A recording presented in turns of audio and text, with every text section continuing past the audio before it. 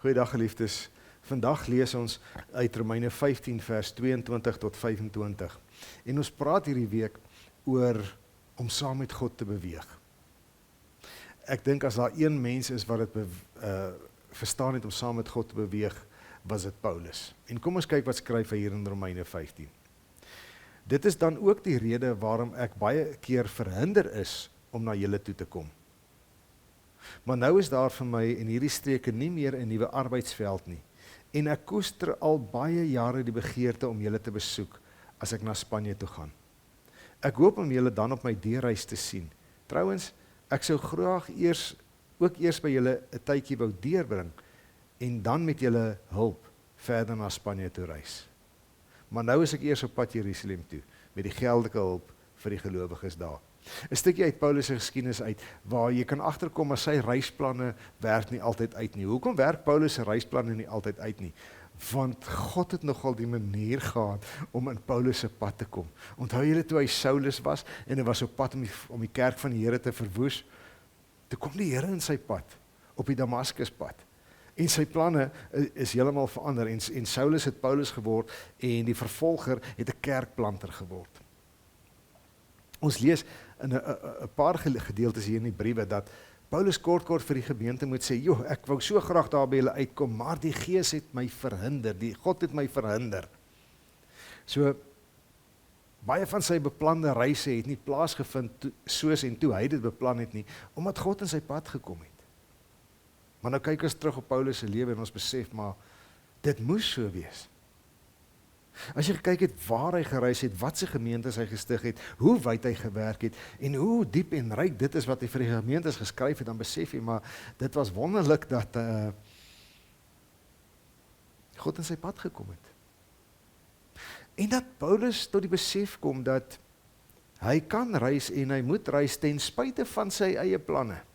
Dis asof hy besef, maar hy moet reis volgens God se plan vir hom. En dis nogal so. God beweeg. En dan moet sy mense agter hom aanbeweeg. God het beweeg na areas toe waar niemand ooit gedink het Christendom 'n vaste plek sou kry nie. En dan het hy die pad vir Paulus oopgemaak om saam te kom en gemeentes daar te stig. En hulle op te lei en hulle aan te spoor. En hulle het gegroei. En Christendom het gegroei. So baie keer as ek en jy by struikelblokke in ons lewe kom, dan kan ons so kwaad raak, of ons kan so teleurgesteld raak, ons kan so vies raak, ons kan naderhand begin slagoffersindroom hê, dat ons niks meer wil doen nie, en niks meer wil gaan nie, want niks werk tog mos uit nie. Maar ons kan by Paulus leer dat ten spyte van daarvan dat God in jou pad kom in party van jou eie bewegings, jou eie beplande bewegings, hy jou tog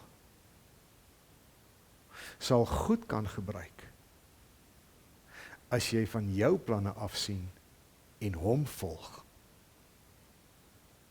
En nou het ons elkeen mos maar 'n droom vir ons eie lewe, 'n pad wat ons vir onsself uitgedroom het, uitbeplan het, uitgewerk het, en hard werk om op daai pad te bly, sodat jy by jou doelwitte en jou drome in die lewe kan uitkom. En wanneer die teenstand kom, dan raak ons kwaad, depressief, aggressief. Maar het ons al ooit stil genoeg geword om te hoor? Maar is dit nie God se plan ten spyte van my eie planne nie? Wat is die reis wat God vir my bepaal het? Waar beweeg God in hierdie wêreld waar hy wil hê ek saam met hom moet beweeg? 'n Gemeente moet homself dit kort afvra. Waar is God in ons gemeenskap besig om te beweeg, sodat ons by hom kan aansluit? So baie keer hoor ek mense bid, dat die Here moet seën wat hulle beplan. En dit is goed, dis reg, en natuurlik moet 'n mens dit doen. Maar sou dit nie beter gewees het om eers te bid, Here, wat wil U hê, sodat ons by U kan aansluit nie? Ten spyte van ons eie planne. Ten spyte daarvan dat ons eie planne nie altyd uitwerk nie. Here, waar beweeg U? Sodat ons by U kan aansluit. Kom ek sê vir jou, dan het ons nie 'n gebed vir seën in ons lewens en in ons planne en ons bedieninge nodig nie. Want dit sal daar wees, want ons sluit by God aan. Mag jy in jou persoonlike lewe, in die geloofsgemeenskap waar jy aanbid, dit as 'n goeie ding ervaar, as God jou planne in die wiele ry, sodat jy maar net saam met hom kan beweeg. En mag sy kerk so ook groei in ons wêreld. Shalom.